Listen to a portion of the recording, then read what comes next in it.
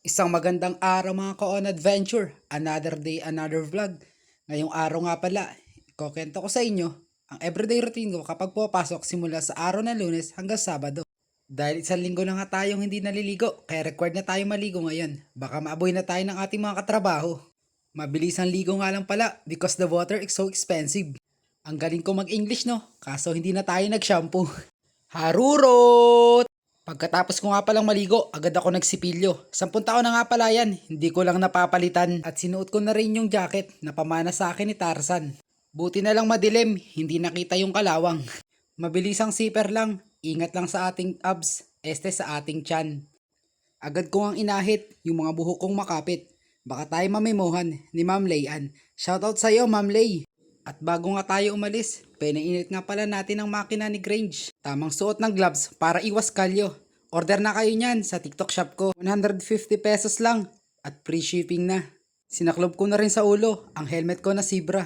Ayos-ayos lang ng buhok para di mapanot. Sa sobrang pagmamadali ko nga, nagkamali pa ako ng ikot. Sobrang bigat nga pala nitong motor ko dahil sobrang daming abubot. Huwag nga pala nating kalimutan magdasal bago magbiyahe. Dahan-dahan lang, doble ingat. Para safe palagi. Dumaan na nga pala ako sa tulay ng Santo Niño. Dito naging sikat si Cardo. Baba ko nga ng tulay, sinalubong ko agad ako ng putik at mga bato-bato. Ganto ang everyday scenario dito, kaya wag na kayong magtaka kung madumi motor ko. Kakalinis mo pa lang, maya-maya madungis na naman. Kaya DPWH, baka naman. Wag puro flood control ang inyong pagtuunan, bigyan nyo rin ng pansin yung mga nasa bulubundukin. Lalo doon sa mga estudyanteng nanggagaling pa sa malalayo, nakaputi pa naman at nakasapatos, tapos dito lang lalakad. Ito nga pala yung Lanatin River na dating kay Linaw, ngayon kulay coffee mixer. Kung hindi ka nga sanay sa gantong kalsada, talagang maninibago ka. Lagi naman tong inaayos ng munisipyo, naisira nga lang talaga pag gantong tag-ulan. Sobrang delikado nga pala ng daan dito, kaya wag ka mamembreno pag di ka mahal ng mahal mo. Harurot! Kayo naman masyadong seryoso. Matapos nga ang ilang minutong pakikipagbuno sa mga bato-bato, narating na rin natin ang kalsadang sementado. 120 ang takbo, 100 ang tunog, 20 ang odo. Malapit na nga pala tayo sa Marilake Highway. Music, pasok!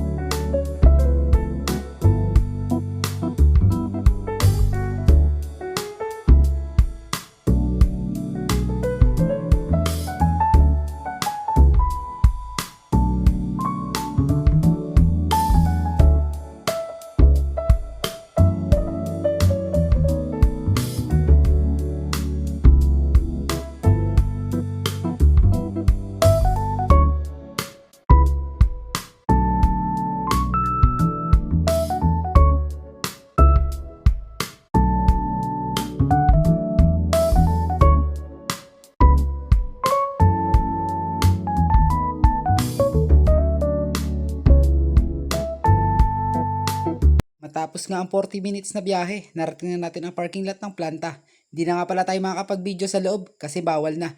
Wala yung dyan mo kayan. Salamat sa panonood. Adios pa imo. Harurot!